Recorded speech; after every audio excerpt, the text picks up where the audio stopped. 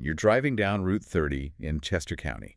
You've got your coffee, maybe you're heading towards the bypass, and you see a for sale sign go up on a decent-looking colonial. You think, okay, headlines say the economy's weird, rates are fluctuating, maybe I can snag a deal. Which is a very logical thought process. But then, 3 days later, that sign says, under contract, and your neighbor tells you it went for, like, 50 grand over asking with waived inspections. But, and here's the kicker, you drive 2 streets over, and there's another house that's been sitting there since Halloween. It's got dead leaves on a lawn, the flyer box is empty, it makes no sense. Is the market hot? Is it cold? Is it just broken? It feels broken because we're trying to apply old logic to a very new, very weird and specific market. We aren't in a buyer's market or seller's market in the traditional sense. We're in a market of extreme contradictions. Well, that is exactly what we're here to figure out. We're doing a granular deep dive into the real estate landscape of the Downingtown Area School District, DSD, for the start of 2026. And we aren't just guessing here. We have a stack of weekly market reports covering January 9th through February 6th. And these come from the SIR team at Real Broker, LLC. Right. Vincent and Jane SIR. And for context, because I know we have listeners who might be new to the area, these aren't just algorithms scraping Zillow. The SIR team has done nearly 400 transactions in the region. They've closed, 13 deals specifically in this district recently? So when they give us a number, it represents actual keys changing hands in places like East County and Uflin. Exactly. This is boots-on-the-ground data, not just headline noise. Right. So the mission today is to decode this mess for anyone looking to buy or sell in western Chester County. If you're sitting in a rental in Exton wondering if you missed the boat, or if you're in a townhouse in Thorndale thinking about upgrading, we need to know what is actually happening. The short answer is the screws are tightening. But the long answer, well, that's where it gets fascinating. Let's start with the trend line, because this actually shocked me. We have snapshots from early January to early February. Walk me through the progression. Okay, so rewind to January 9th, 2026. The year kicks off with 90 active listings in the entire Downingtown School District. The median price is sitting right at $699,000. Okay, so psychologically, we're still in the 600s. Just barely. For a fleeting moment, yes. But fast forward just 3 weeks to January 30th, listings dropped to 83. That doesn't sound like a huge drop. 7 houses. You know, in a district this size, losing nearly 10% of your inventory in 3 weeks is significant. It's a tightening of the valve. And look at the immediate reaction in price. The median bumps to $725,000. Hang on, that's a $25,000 jump in less than a month. It is, and it keeps going. By February 6th, inventory is stuck at that low 83 number, and the median price, it creeps up again to roughly $730,000. Okay, I want to pause here because numbers can get dry. $30,000 in 1 month, that's a massive amount of money. For a regular buyer, that's an entire kitchen renovation. Oh, yeah. That's a luxury car, that's gone. Poof, just for waiting 30 days. It's purchasing power evaporating in real time. If you were on the fence in December, the fence just got $30,000 more expensive. But why? Is everyone just suddenly deciding Downingtown is the place to be in January? It's a classic supply squeeze. We call it absorption. But here's where the data gets really weird. We keep saying the median is $730,000. But if you look at the average price in that February report, do you see that number? I do, and I thought it was a typo. It says the average price is over $1 million. $1,038,000 to be exact. No typo. How do you have a $300,000 gap between the median, the middle of the market, and the average? That seems wildly disproportionate. It's massive, and it tells us that the ceiling of Downingtown has completely blown off. The report notes that the price range in the district right now goes from roughly $98,000 on the low end all the way up to $13.75 million. Sorry, did you say $13 million in Downingtown? I mean, we aren't talking about Gladwine or Villanova here. We're talking about massive parcels of land, equestrian estates, historic manors. There's a very top-heavy segment of the market right now. But does that actually matter to the normal person? If I'm looking for a 4-bedroom colonial in a cul-de-sac, do I care that someone is selling a $13 million castle? It matters because it drags the perception of the market up. It signals that high-net-worth individuals are parking money here. But practically for you, the buyer, it just means you need to trust the median. That's 730 calories more than the average. The median is the story of the standard family home. Right. The average is skewed by the mansions. Exactly. Okay, that's a crucial distinction. Ignore the average unless you're bringing a horse. But here's the thing that really threw me, and this is the paradox I mentioned. I have a feeling I know which data point you're looking at. Point A. Inventory is incredibly low. We're talking 1.2 months of inventory. Mm-hmm. For listeners who don't speak realtor, usually anything under 3 months is considered a scorching hot seller's market, right? Correct. 6 months is balanced, 3 months is hot, 1.2 months is a desert. Okay, so it's a desert, there are no houses. But then look at point B days on market, or DOM. It's trending incredibly high. Mm-hmm. In early January, it was 146 days, and by February, it trended up to 155 days. That's 5 months. It's a glaring contradiction. Usually, a hot market means houses fly off the shelf in a weekend.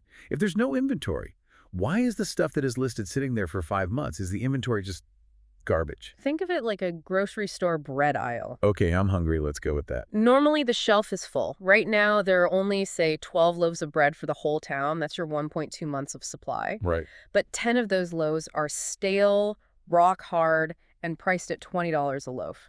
And 2 of them are fresh, warm, and priced correctly.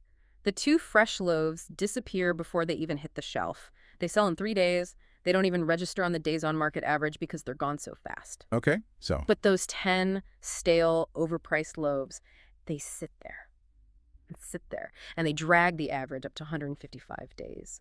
The tale of 2 markets is that well-priced, move-in ready homes are vanishing instantly, while overpriced or ultra-luxury homes are stuck in the mud. So the 155 days is basically a stale bread index. Precisely. It masks the speed of the good stuff, but it also signals that buyers are disciplined. They aren't desperate enough to overpay for flawed inventory. And we see evidence of sellers finally waking up to this. In January, price reductions were at 23.3%. By February, that dropped to 18.1%. Which means what, exactly? It suggests the message is sinking in. Sellers are either pricing it correctly right out of the gate, avoiding the stale shelf, or the stale inventory is finally reducing its price enough to move. The report actually gives a specific tip for buyers regarding this. It says with homes averaging 155 days, buyers should negotiate confidently, especially on listings sitting for 60-plus days. That's the actionable takeaway. If a house has been sitting for 2 months in a market with this little inventory, there is a specific reason. And that reason is almost always price. That's your leverage point. You might be the only person walking through that door in weeks. For sure. Let's pivot to the where of it all. Mm-hmm. Because Downingtown Area School District is huge. We're talking about a massive chunk of western Chester County. It's not just one vibe. No, it's a collection of micro-markets. You have the borough, you have the townships like Oakland, East Con, West Bradford. They all function very differently. The reports highlight a few specific neighborhoods. And I want to dig into these because I think it explains why people are fighting over that limited inventory. Take Applecross, for example. Applecross is a fascinating case study. It's a country club lifestyle without, needing the old school country club membership. It's a planned community. Pools, tennis courts, walking trails, a golf course. It feels like a resort. It is. And for a buyer coming from, say, a row home in Philly or a cramped apartment, Applecross represents a total lifestyle shift. You aren't just buying square footage, you're buying social capital. Then you have Eagleview, which feels totally different. That's more engineered. Engineered in a good way. It's the new urbanism concept. You have the walkable town center, Restaurant Row, the Eagleview Town Square where they do the summer concerts. It appeals to people who want suburban safety but hate the idea of driving 20 minutes for a quart of milk. Right, you can walk to the coffee shop. Exactly. And then the report mentions places like Applegate and the Oakland area near Marsh Creek. That's for the buyer who wants trees. Actual nature. Mature landscaping, proximity to the state park, the historic Eagle Tavern. That appeals to the buyer who finds Applecross too manicured and Eagleview too busy. So we have the resort, the town center, and the nature preserve. But what are the actual drivers here? Because prices rising $30,000 in a month means demand is real. It's not just people liking the houses. Education is the anchor. Always has been. The Downingtown STEM Academy is consistently ranked as one of the top high schools in the entire state, not just the county. The report also mentions recent news of 2 Chester County schools earning Blue Ribbon designations. Now, be honest, is Blue Ribbon just a shiny sticker, or does it actually matter for my wallet? It matters for your wallet. A National Blue Ribbon is a federal designation for high academic performance. It's the gold standard. When a school gets that stamp, property values in the catchment area tend to harden. It creates a floor price because parents will always pay a premium to get their kids into those seats. So it's an asset protection mechanism. 100%. But there's also a commercial aspect here that I found really interesting. The report flagged a bit of local drama, the convenience store wars. Oh, the Wawa versus Sheetz saga. This is serious business in Pennsylvania. You pick a side and you die on that hill. It is. The report highlights that Sheetz is planning to open a store directly across from Wawa in Downingtown. Which is aggressive. It's very aggressive. But look past the hoagies for a second. From a real estate perspective, this is a massive signal. Major corporations like Sheetz don't drop millions on new locations just to annoy Wawa. They have teams of data analysts looking at traffic patterns, population growth, and disposable income. So they're betting on the area. They are betting that the Route 30 corridor is going to see increased volume and spending power. It's a proxy for commercial desirability. When you see big chains fighting for real estate, residential values usually follow. That is a great point. It's not just a sandwich war. It's a growth metric. The report also mentioned a civic update, the election of Erica Dusso as mayor. Yes, a historic election. Pennsylvania's first transgender mayor. Now, I'll play the skeptic again. Does a mayoral election in a borough actually move real estate needles? Or is it just a nice local news story? It's both. The source notes that this reflects progressive values. But think about what that signals to a potential buyer from outside the area. It signals that Downingtown isn't some dusty, stuck-in-the-past town. It's evolving. It's modern. For diverse buyers or younger buyers from the city, that signal of inclusivity, it makes the town feel like a safer, long-term bet. It changes the brand of the town. Exactly. Real estate is downstream of culture. So we have schools, commercial growth, cultural shifts. Now, let's talk about the elephant in the room. Or maybe the gorilla. Westchester. The 800-pound gorilla. Usually when we talk about this area, everyone compares Downingtown to Westchester. Westchester is the county seat. It's got the university, the nightlife. It's cool. Is Downingtown just the poor man's Westchester? I think that narrative is dead, or at least dying. The report includes a testimonial from a client named Brittany B. that really nails this. Yeah, her story resonated. She was looking in uber-competitive areas like Westchester, Garnet Valley, Chadds Ford. Places where you get into bidding wars instantly. She thought she'd be hunting for a year, but she found success in Downingtown. So is it just the overflow lot? I can't afford Westchester, so I guess I'll go to Downingtown. I don't think so anymore. I think it's becoming a strategic alternative. The value proposition is better. You get a vibrant downtown, maybe not as big as Westchester, but vibrant. You get the historic borough feel. You get top schools. But you get it at a price point that, while rising, is still more accessible. And let's talk geography for a second, because we promised to orient the listeners. Downingtown is strategically weird in a good way. It is. It sits right on the main arteries. You have Route 30 cutting through. You have Route 202 access nearby, the PA Turnpike slip ramp right there. And you have the SEPTA Amtrak station. Which is huge. If you work in King of Prussia, it's a straight shot. If you need to get to Philly, you take the train. If you need to go west to Lancaster, you're right there. It's halfway between the mainline money and the Amish country quiet. It's a logistical sweet spot. But with the median price hitting $730, that accessibility gap is closing fast. It is. If Downingtown is the next Westchester, then we are currently in that transition phase where the prices are catching up to the reputation. The window where you get a discount for choosing Downingtown over Westchester is getting smaller every month. So let's turn this into hard strategy. Based on this stack of reports from the SEER team, what is the playbook for 2026? Let's start with buyers. If I'm entering this market today, what do I do? You need a two-speed strategy. You cannot have one gear. Explain that. Speed one is sniper mode. If a home hits the market in Applecross or a prime renovated spot in Oakland and it is priced near that median, you have to move. Inventory is at 1.2 months. You cannot wait for the weekend open house. You cannot sleep on it. You see it on Tuesday, you see it. You see it and you write the offer. That's for the fresh bread. And speed two. Speed two is negotiator mode. This is for the stale bread. Remember that 155 days on market average, there are homes that are overpriced or have bad photos or just need a little love. Do not be afraid of them. Because everyone else is ignoring them. Exactly. The data says 18 to 20% of sellers are cutting prices. That is your hunting ground. Negotiate confidently on anything that has been sitting for over 60 days.